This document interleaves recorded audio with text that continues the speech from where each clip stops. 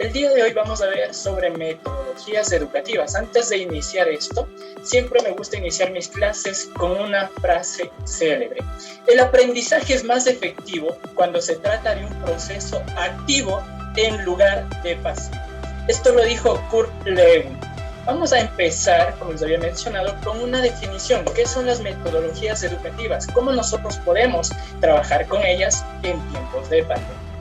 Listo. Para empezar voy a darles una breve definición de qué son las metodologías educativas. Es una serie de modelos, métodos y estrategias que implementados sistemáticamente contribuyen a optimizar la adquisición de nuevos conocimientos y habilidades. Obviamente esto va a mejorar en el proceso de enseñanza-aprendizaje. Y de esto va a depender nuestros resultados, positivos o negativos, como yo lo menciono, lo sé decir en diferentes charlas. La metodología es la columna vertebral, viene a ser como nuestro corazón en el proceso de enseñanza-aprendizaje.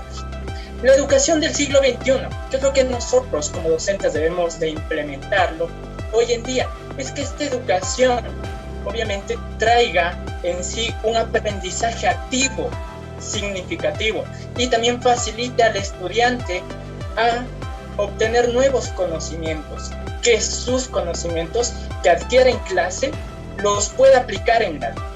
¿Sí?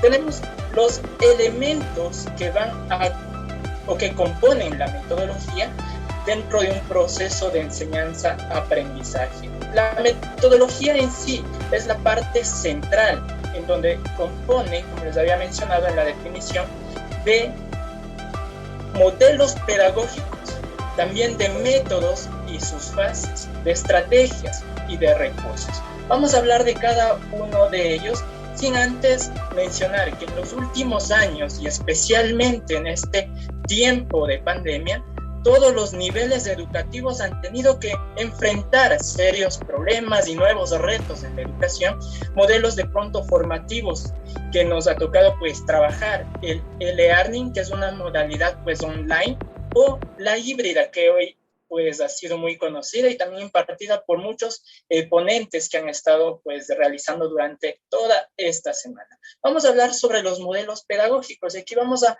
darlos o a citar los aciertos porque no vamos a lograr pues entrar más a fondo.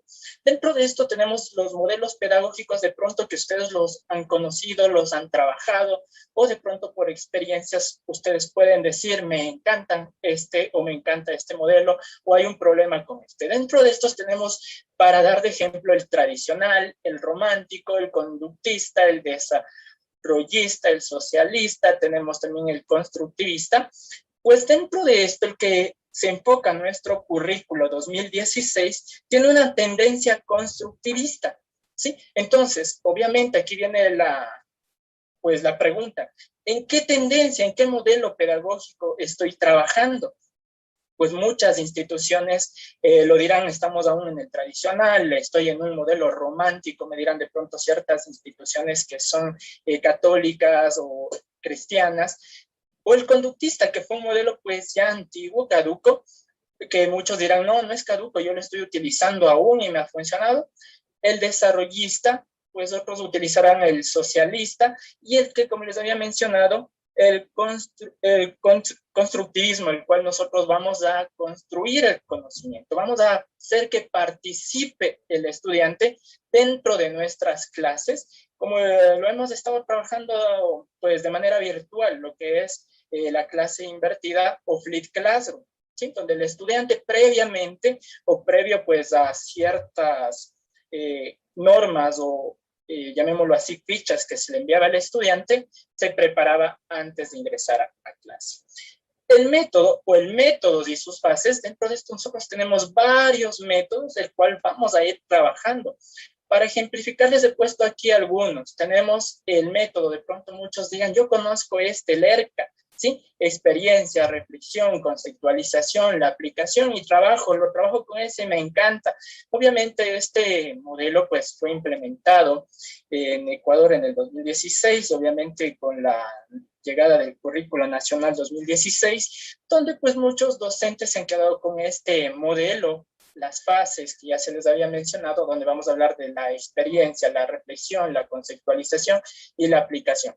Pero cabe recalcar que nosotros vamos o tenemos otros métodos, como es el científico, el método de investigación, el método inductivo, y dentro de estos tenemos en sí una infinidad para diferentes asignaturas. Tenemos para la asignatura de lenguaje, asignatura de matemática, de física, de cultura estética, y así sucesivamente, en lo cual nosotros podemos ir trabajando y realizando obviamente una enseñanza, aprendizaje pues atractiva, que sea, no seamos los docentes que pues del siglo XX o siglos anteriores, debemos de obviamente ir trabajando este siglo XXI, obviamente mirando a los estudiantes en qué tendencia están, en su vocabulario, en lo que ellos miran. Recuerden que ahora pues tenemos lo que son las publicidades que en 20 segundos nos dicen todo y captamos rápidamente. Entonces eso es lo que nosotros como docentes debemos de utilizar, y aquí vienen las estrategias.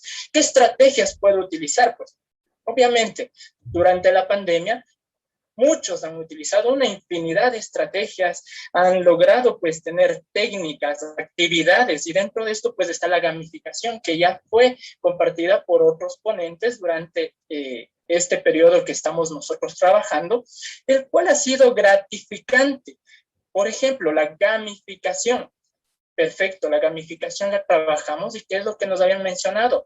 Transportar la mecánica del juego, llevarla a la educación. ¿Para qué? Para que nuestras clases sean interactivas. El estudiante hoy en día tiene que estar activo, y es más, durante la pandemia, trabajar la parte tanto socioemocional, la parte también cognitiva de cada uno de nuestros estudiantes, preocuparnos un poco más, no solo dar la clase y listo y nos despreocupamos, no, utilicemos estrategias de pronto con ciertos puntos que a nosotros nos pueden pasar durante nuestra vida cotidiana, llevarlo a eso, y recuerden que el aprendizaje debe de ser pues algo que me llame la atención, que me guste. Si las matemáticas no me gustan, voy a buscar estrategias para que el estudiante quede encantado, que le guste las matemáticas, ¿sí? Todo esto es obviamente un trabajo que muchos o de pronto compañeros no estuvieron pues preparados, pero obviamente estamos para eso, para irnos preparando y para dar todo lo mejor. Recuerden que la educación o educar a nuestros estudiantes, que son el futuro de este país, ¿sí? Dentro de los recursos nosotros hemos trabajado, muchos han utilizado lo que son las TIP, las TAP y también las TEP, ¿sí? ¿Qué quiere decir TEP o TEP? Tecnologías para el empoderamiento y la participación, la cual nosotros vamos a ir realizando pues aprendizajes colaborativos. Tenemos las herramientas que son ahora pues Teams, Zoom, que muchos han utilizado, donde podemos realizar una infinidad de maravillas, realizar grupos virtuales de aprendizaje. Y también lo que son las TAP, tecnologías del aprendizaje y del conocimiento, donde nosotros vamos a ampliar esos conocimientos con varios recursos. Pues hoy en día hemos estado utilizando lo que es el WhatsApp, hemos utilizado pues correos electrónicos o muchas otras herramientas que antes no se utilizaban. Y tenemos las TIC, tecnologías de la información y comunicación, que nosotros vamos a ir trabajando. Todo esto que hemos mencionado hasta el momento, nosotros también podemos ir enriqueciendo en diferentes ámbitos educativos, ¿no? Tanto en lo que hemos trabajado, pues, hoy en día en lo que es el ABP, muy conocido, aprendizaje basado en proyectos, o también otros lo conocen, aprendizaje basado en problemas, que son diferentes, ¿no? Recuerden, si yo trabajo un aprendizaje basado en proyectos, siempre la idea es crear un producto al finalizar. Y todo esto de aquí, todo lo que les estoy indicando en este momento, son realizados por estudiantes técnicos. Recuerden que el bachillerato técnico ya venía trabajando todo lo que es esta parte, ¿sí? Para enriquecer más nuestros conocimientos, pues obviamente debemos de enfocarnos. Si el estudiante puede manejar ciertas tecnologías o no las puede manejar, pues preocuparnos también en esa parte, porque podemos nosotros de pronto utilizar recursos que de pronto el padre de familia o el mismo estudiante no lo manejen. Recuerden que los estudiantes manejan muy bien los videojuegos, el celular, pero para manejar una tecnología o manejar un recurso que sea educativo, pues sí hubo ciertas dificultades, ¿no? Y para ir finalizando esta exposición, pues vamos a finalizar también con una frase. Siempre me gusta iniciar con una frase y terminarlo, pues, para que conocimiento pues sea enriquecedor. El objetivo principal de la educación es crear personas capaces de hacer cosas nuevas y no simplemente repetir lo que otras generaciones hicieron. Jean Piaget, qué linda frase, ¿sí? Con esto, recuerden, como docentes debemos de ir trabajando. ¿Qué debemos nosotros realizar? La creatividad, las emociones, ser innovadores, ¿sí? Si, por ejemplo, escuchamos una canción de los 90, de pronto muchos digan, no, es que esas canciones ya no tenían de pronto un poco de movimiento. Pónganle ustedes esa sazón para enriquecer estos conocimientos a cada uno de sus estudiantes. Recuerden que la educación es la única que puede cambiar al mundo.